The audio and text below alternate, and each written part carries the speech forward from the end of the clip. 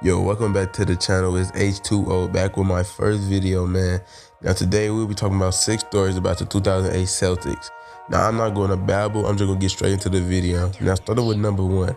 Ahead of the 2006 NBA draft, Celtics president of basketball operations Danny Ainge was extremely interested in pursuing point guard John Rondo out of Kentucky. Rondo said the first time Ainge saw him play was in a game in Barcelona, where as a high schooler, he scored 55 points and did 17 assists. Danny was on Rondo before everybody. Former Celtics coach Doc Rivers said, like long before everybody. Rivers, however, was initially hesitant. I watched him 4 or 5 times and I went to Danny and said, he sucks. He's not that good. I don't see it. Rivers recalled, just keep watching him. I'm telling you, just keep watching him. Per Ainge's insistence, Rivers kept watching and eventually began to like Rondo more and more. The Celtics hosted him for 2 workouts ahead of the draft. It was pretty impossible not to see the spectacular talent that he had. Ainge said, I feel like I had a little bit of a connection with him in those 2 workouts as well. But Rondo brought more to the table than just his talent.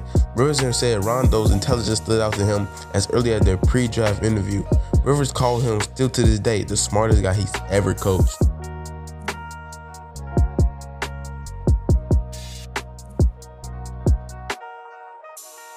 Number 2, Paul Pierce said Kevin Garnett once proclaimed, despite his skinny frame, he was the strongest player on the team.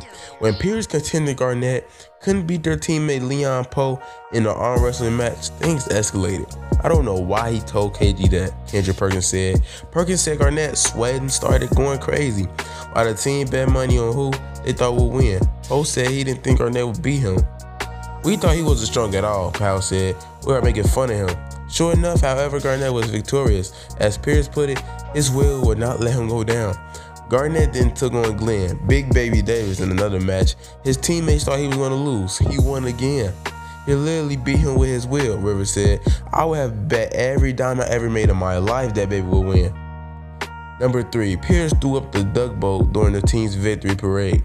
I remember lighting up a cigar. It was like, this is for red, Pierce said. The next thing I knew, I was throwing up on the duck boat. I probably smoked maybe 1 cigar ever until then. I guess I didn't know how to hit a cigar. Pierce said he was snuck for 4 or 5 minutes to take care of his business and drink some water upon his turn. Alright, no more cigar, he said. Plus 3 additional nuggets courtesy of Powell and Brian Scalabrine. After the documentary's premiere, showing at AMC Loas in Boston, and that was pretty much it. Now, number 4, the Celtics held part of their training camp in Rome prior to the start of the 2007 to 2008 season. Former Celtics forward and current NBC SB television analyst Brian Scalabrine said Garnett called up an Italian designer to have each player measure for a custom suit upon arrival. Garnett extended the offer to all involved with the team, coaches, the production, the crew, interns, etc. New suits for everybody, Scalabrine said, like we just got to go to Rome. We've been together for 3 years. That's just how he is. Number 5, Powell said the Celtics practice was much like his games. We used to go at it with each other every day, he recalled. We'd come to practice looking forward to it. Powell, who typically guarded Garnett during practice, said there was one moment from a one-on-one battle he would never forget. I'm like, okay. He ain't going to get nothing today. He ain't going to get nothing today, Powell said. He's posting me up and I'm stopping him for a cool little minute, a hot minute. He has the ball, he turned around, he looked at me, and then I looked at him again. While I'm guarding him, he said, oh, you too little, you 6'5". He shot over me and he made it. That really stuck with me. For the record, Powell listed height as 6'8". If I wear the right shoes, I'm about 6'8 and a half, he said. After retirement, this is number 6. After retirement, Scalabrine became an assistant for the Golden State Warriors. When he returned to the TD Garden for a regular season game, Scalabrine said head coach Mark Jackson shouted out a call 42 cross for his team.